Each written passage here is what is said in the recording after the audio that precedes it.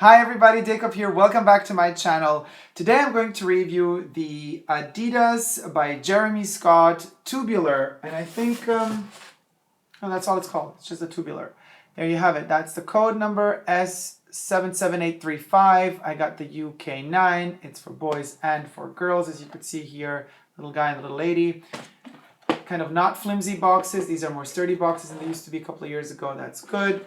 Already took one shoe out. This is how they look like matching with this reversible t-shirt, which I will also review. And on the inside, it has these stripy little bits. So that's an interesting thing to notice as well. Anyway, this is how they look like. Very interesting. I don't know if all of them, I haven't checked more pairs, so I'm not so sure if all of them have this kind of symmetric pattern on the neoprene going on, but I'm kind of happy that mine do. I mean, I wouldn't have minded also if it wasn't symmetric, but I'm digging it. It's okay that it's symmetric, even though, as you can see, the print is very asymmetric and very trippy and acidy. But whatever. I'm loving them nevertheless. This is how they look on the side. Bottom. It is, it's the tubular, so it has this tubular shape. That's why it's called the tubular, because of the sole. The green part at the bottom is also plastic. However, it's kind of a harder foamy plastic than the white part of the tubular is. Then we have the green on the side as well. And we have more plastic going on. The top of the shoe, as you can see here, is, so the upper is partially synthetic and partially leather. This is the logo for leather. Inner is synthetic and bottom is rubber, textile. So the leather on the top of this shoe is everything that is made of this kind of lizardy looking green material here, which is of course not lizard, it's probably cow.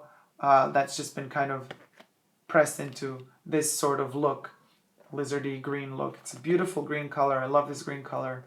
It pops up very, very well. Then we got the yellow shades or hues, also very poppy, red dot, pink, black lining around the pink, and the laces white and green.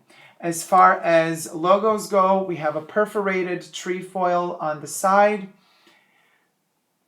with literally a layer of the green faux lizard lasered off. So underneath it kind of turned brown. So if you go with your finger, it has like a little step there. And these three bits are holes. The three stripes, however, are not holes. They just slightly lasered in. And then you have the brownish effect of the leather underneath. The inside has paper. And then you have the Jeremy Scott, invisible obviously, logo. There you have it. It's pink on yellow. And the inside is pink and white. And then there's this rubbery bit, which I found very difficult every time to put on. This really complicates it quite a bit to put on. It's this rubbery bit, so your foot has to go underneath it inside, and kind of what happens is it tends a lot of times to kind of get, so when you put your foot in, it tends to kind of bend, so you have to like straighten it out, and it's not the easiest thing. This little bit is kind of unnecessary in my opinion if you're having the laces. Either you do laces or you do this, but whatever, to each his own. This pinky material is, it's kind of a foam. It's a foamy material. And you can see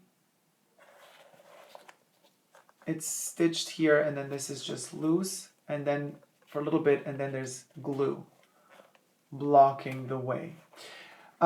This shoe was made in China in July 2015. It's a UK9.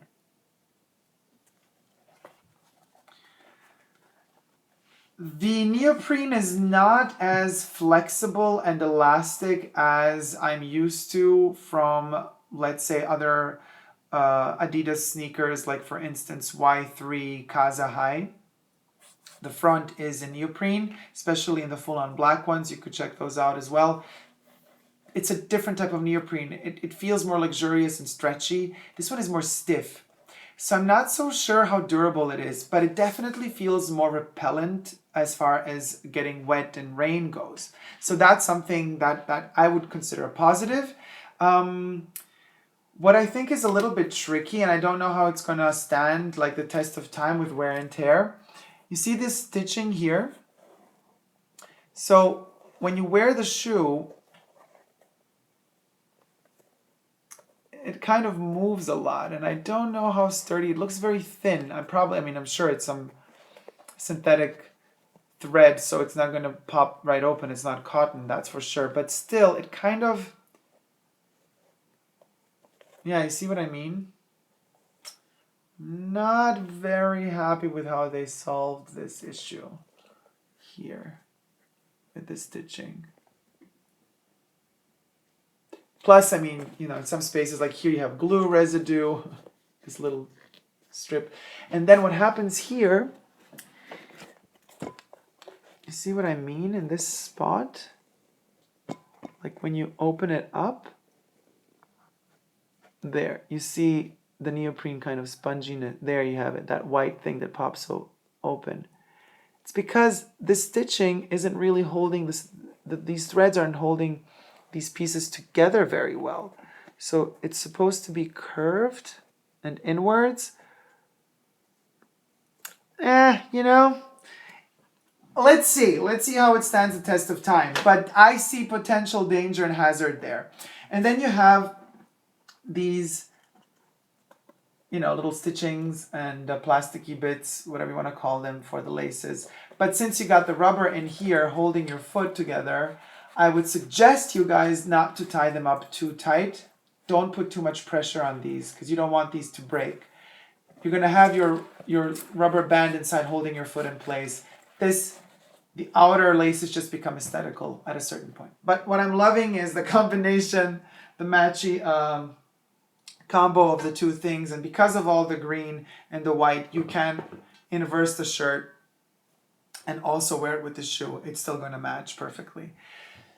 So that's for that. Let's see what the Murakami pouch has in store for us today.